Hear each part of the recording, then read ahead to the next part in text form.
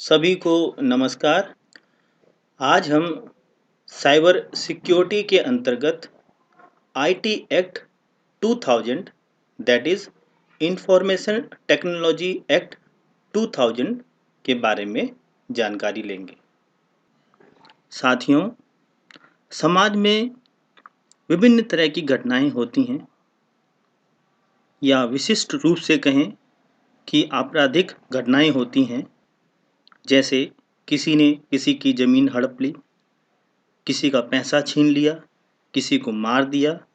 तो इस तरह के जो घटनाएं हैं वो सब इंडियन पैनल कोड आईपीसी की धारा के अंतर्गत आते हैं और उनकी कार्रवाई भी आईपीसी की धारा के अंतर्गत होती है।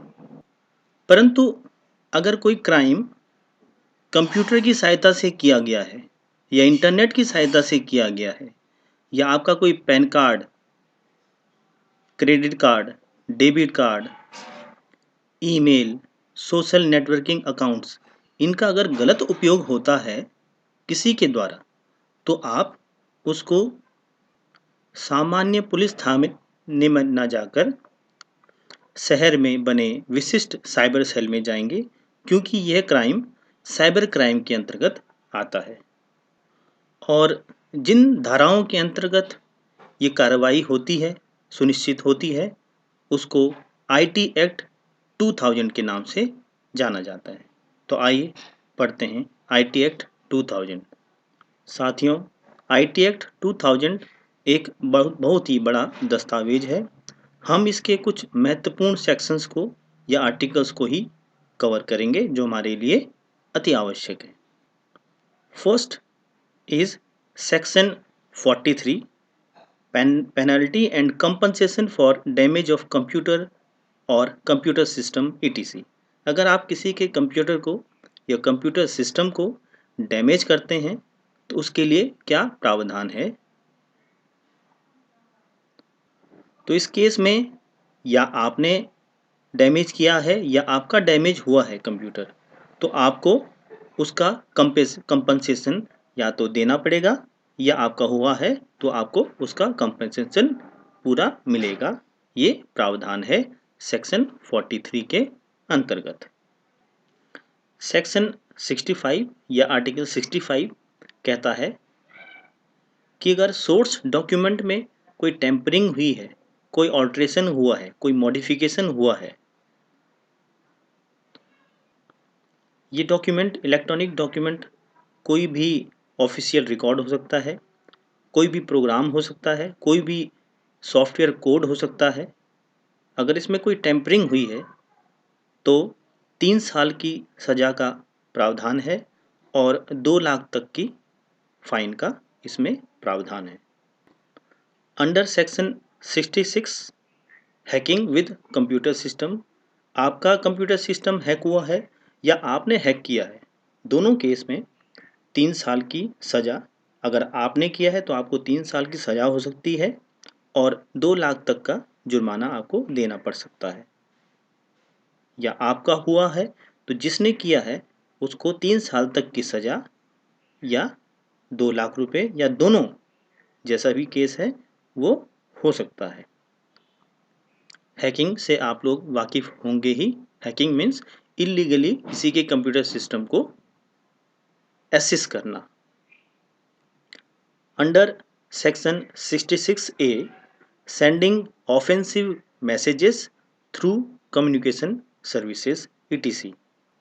साथियों, अगर हम कोई भी ऑफेंसिव मैसेज व्हाट्सएप के थ्रू, ईमेल के थ्रू या सिंपल मैसेज के थ्रू भेजते हैं किसी को, तो ये आईटी एक्ट 2000 के अनुसार अपराध माना जाएगा और इस केस में आपको 3 साल की सज़ा या 5 लाख तक का जुर्माना आपको भरना पड़ सकता है। सेक्शन 66B के अनुसार अगर हम कोई चुराया हुआ कंप्यूटर या कोई कम्युनिकेशन डिवाइस जैसे कि मोबाइल फ़ोन लेते हैं या देते हैं, तो दोनों केस में हमें 3 साल की सज़ा और 1 लाख तक का जुर्माना भरना पड़ सकता है। तो ध्यान रहे, जब भी हम कोई कंप्यूटर लें या कोई मोबाइल फ़ोन लें तो उसका बिल अवश्य लें। क्योंकि अगर वो चुराया हुआ सिस्टम है या मोबाइल फ़ोन है तो आपको उस केस में 3 साल की सज़ा या 1 लाख रुपए जुर्माना आपको भरना पड़ सकता है। Under section 66C identity theft, हमारी आइडेंटिटी हमारा इलेक्ट्रॉनिक सिग्नेचर होता है जिसको डिजिटल सिग्नेचर भी कहा जाता है, हमारा पासवर्ड और कोई यूनिक आइडेंटिफिकेशन। अगर कोई ये आइडेंटिटी थेफ्ट करता है या हमारी पहचान को चुराता है तो उस केस में भी 3 साल की सज़ा और 1 लाख तक का जुर्माना भरना पड़ सकता है।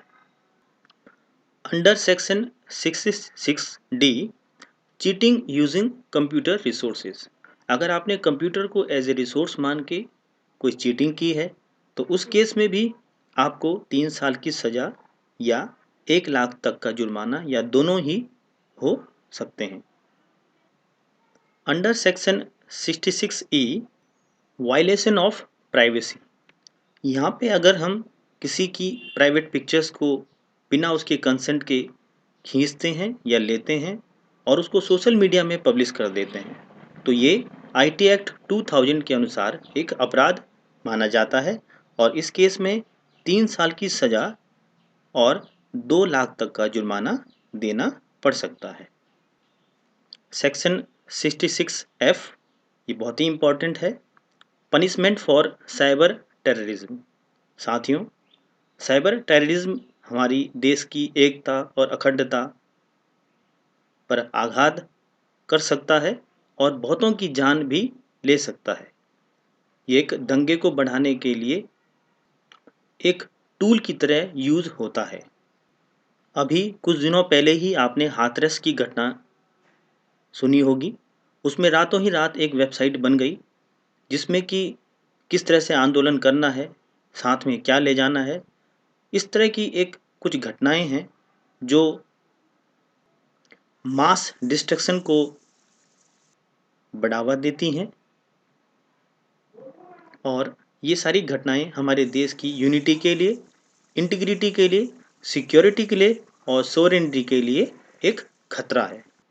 अगर कोई साइबर टेररिज्म करता हुआ पकड़ा गया तो उसको लाइफ इम्प्रिजनमेंट या कहें आजीवन कारावास तक हो सकता है। आर्टिकल या सेक्शन 67A कहता है कि अगर कोई सेक्सुअली कंटेंट पब्लिश करता है या ट्रांसमिट करता है तो ये भी एक अपराध है और इसमें 5 से 7 साल की सज़ा और 10 लाख तक का जुर्माना भरना पड़ सकता है। आर्टिकल 67B चाइल्ड पोर्नोग्राफी से संबंधित है। अगर कोई चाइल्ड पोर्नोग्राफी पब्लिश करता है, ट्रांसमिट करता है, आपके पास व्हाट्सएप में आया, आपने उसको ट्रांसमिट कर दिया, फॉरवर्ड कर दिया, तो भी आप इस एक्ट के अंतर्गत अपराधी माने जाएंगे और आपको 5 से 7 साल की सज़ा हो सकती है और 10 लाख तक का जुर्माना आपको देना पड़ सकता है। आर्टिकल 67BC के अनुसार अगर कोई सर्विस प्रोवाइडर है, उसको रिकॉर्ड मेंटेन करना उसका फ़र्ज है, वो नहीं करता है तो उस केस में भी सर्विस प्रोवाइडर को 3 साल की सज़ा और फाइन का प्रावधान IT एक्ट 2000 में दिया गया है। जैसे कि इंटरनेट सर्विस प्रोवाइडर होते हैं, BSNL है, वोडाफोन है, एयरटेल है, ये सभी हमारे इंटरनेट सर्विस प्रोवाइडर्स हैं। इनका फ़र्ज है कि जो डेटा है उसको कुछ समय के लिए संभाल के रखें और वक्त पड़ने पर उसको डिजिटल एविडेंस के रूप में दे सके। अगर इस तरह से वो डेटा प्रोवाइड करने में असमर्थ होता है तो उसको 3 साल तक की सज़ा का प्रावधान IT एक्ट 2000 में है। साथियों, ये सारे प्रावधान आपको या हमें डराने के लिए नहीं है, ये इसलिए बताए गए हैं कि अगर हमारे साथ कोई फ्रॉड होता है तो हम क्या करें या हम क्या ना करें कि इस आईटी एक्ट 2000 के अनुसार हम दोषी माने जाएं। इसका उद्देश्य है हम भी सेफ रहें, दूसरों को भी सेफ रखें, अपनी निजता का ध्यान रखें, दूसरी की भी निजता का ध्यान रखें।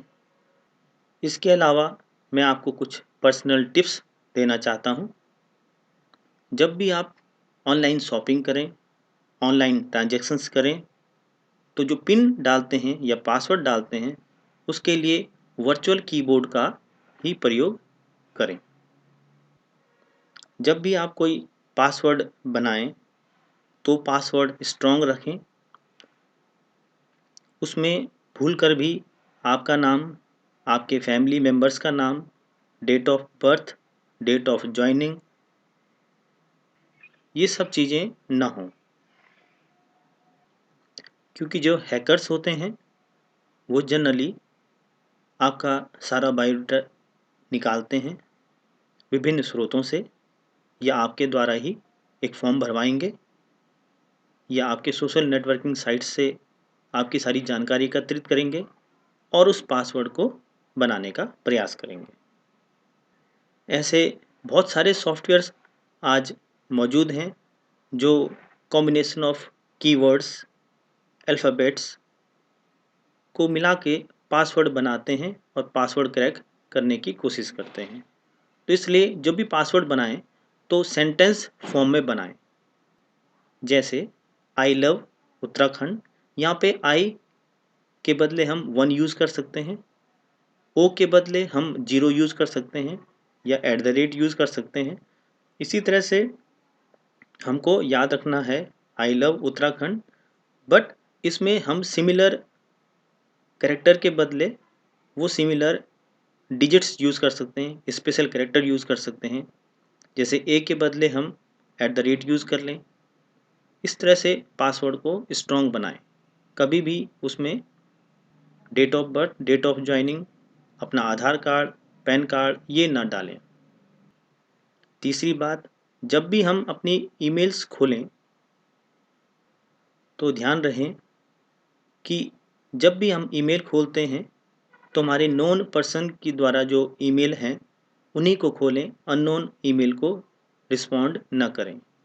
हो सकता है उसमें कोई लिंक हो, आप लिंक क्लिक करते ही आप कहीं और वेबसाइट में चले जाएंगे और आपका डेटा शेयर हो सकता है। आजकल लिंक पिक्चर की फॉर्म में भी आता है। आपके सामने एक फ़ोटो आ जाएगी, आप फ़ोटो क्लिक करोगे और वो लिंक आपको कहीं और वेबसाइट में ले जाएगा और आपका सारा डेटा कहीं दूसरी जगह शेयर हो जाएगा और आपकी जो सारे पासवर्ड्स हैं, जो क्रेडेंशियल्स हैं, वो सभी इल्लीगली कोई ना कोई यूज़ कर सकता है। चौथा जो पॉइंट है वो है ऑथराइज वेबसाइट से ही आप परचेजिंग करें, डाउनलोडिंग करें। अब मान लीजिए आपको बच्चों की फ़ीस पे करनी है, तो उसके लिए हम गूगल में केवीएस फ़ी पेमेंट न डालें। पर्टिकुलर जो वेबसाइट दी हुई है विद्यालय द्वारा उसी को ही डालें और आप देखोगे कि उस वेबसाइट के यूआरएल में यहाँ पे लॉक बना हुआ होगा। इस लॉक का मतलब है कि ये वेबसाइट सिक्योर्ड है। जहाँ पे ये लॉक नहीं होगा या अनलॉक होगा तो मान लीजिए वो वेबसाइट सिक्योर नहीं है। जो भी वेबसाइट्स आपको लॉक के बिना दिखे उससे न डाउनलोड करें, न ऑनलाइन शॉपिंग करें। ये लॉक बताता है कि ये साइट आपकी सिक्योर है। आजकल फेक वेबसाइट्स बहुत सारी आ रही हैं। आपको इसी तरह का जो फ्रंट पेज है वो फेक वेबसाइट में भी दिख जाएगा, पर आपको ध्यान रखना है कि उसके जो कैरेक्टर्स हैं, जो उसकी स्पेलिंग्स हैं, वो कहीं ना कहीं गलत होंगी। जैसे कि यहाँ पे आपको co.in है तो वहाँ पे कुछ और हो सकता है। जैसे यहाँ पे यूनियन बैंक ऑफ इंडिया है तो यूनियन बैंक ऑफ इंडिया में BA के बदले BONK भी हो सकता है।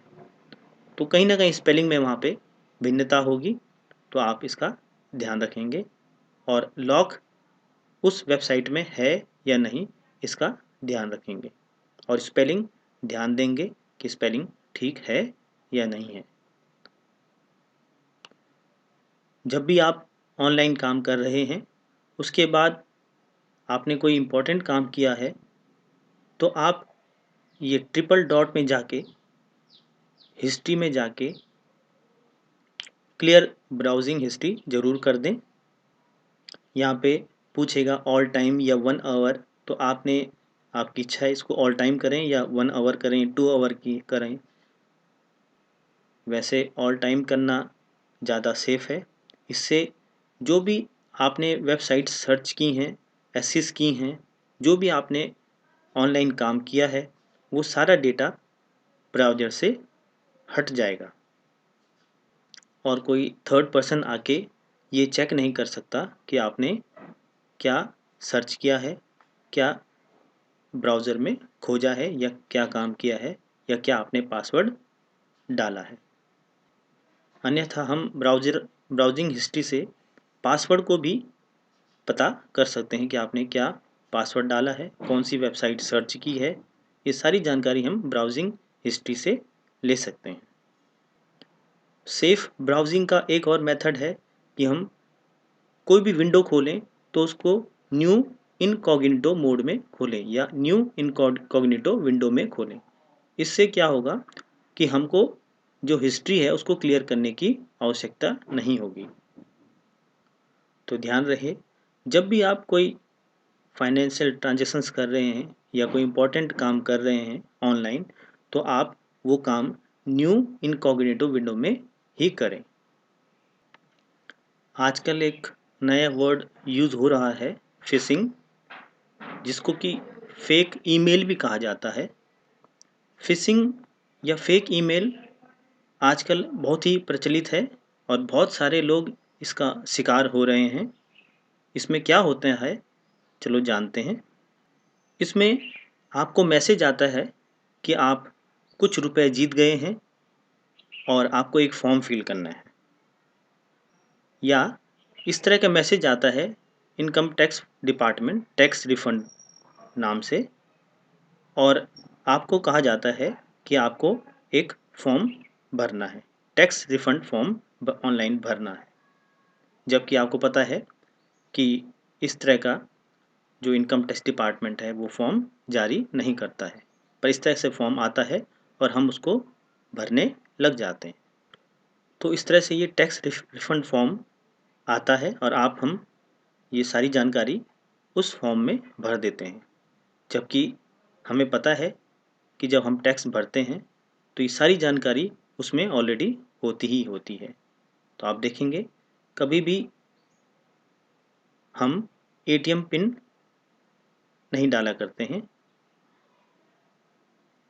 टैक्स रिफंड में। हमको पैसा आना है तो हम ATM पिन क्यों डालें, परंतु हम मानते हैं कि ये मैसेज, ये ईमेल ऑथराइज साइट से आया है, ऑथराइज पार्ट से आया है, और हम विश्वास से ये फॉर्म भर देते हैं।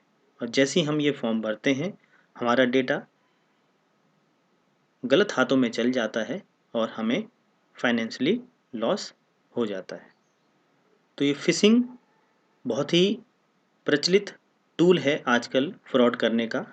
यहाँ पे जनरली हम एक मेल हमें मिलता है जिसमें हम या तो कोई प्राइज़ जीत जाते हैं या कोई रिफ़ंड आता है। इस तरह की मेल आती हैं और हम एक फॉर्म भरना स्टार्ट कर देते हैं, और जैसे ही हम फॉर्म सबमिट करते हैं हमारा फाइनेंशियल लॉस शुरू हो जाता है।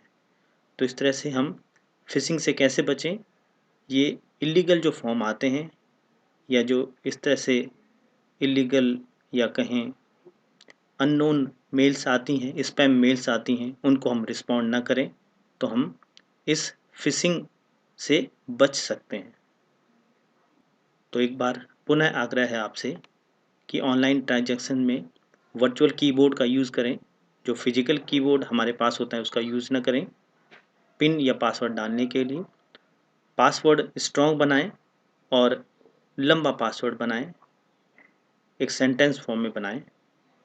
जो इलीगल ईमेल्स आती हैं, जो अननोन ईमेल्स आती हैं, उनको रिस्पॉन्ड ना करें और ऑथराइज वेबसाइट से ही कंटेंट डाउनलोड करें, या डाउनलोड करें तो उनको अच्छे एंटीवायरस से स्कैन कर लें। और जब भी पेमेंट करें तो ध्यान रहे कि वो वेबसाइट्स में लॉक बना है या नहीं बना है। धन्यवाद। आप सदा सुरक्षित रहें, यही हमारा उद्देश्य है। धन्यवाद।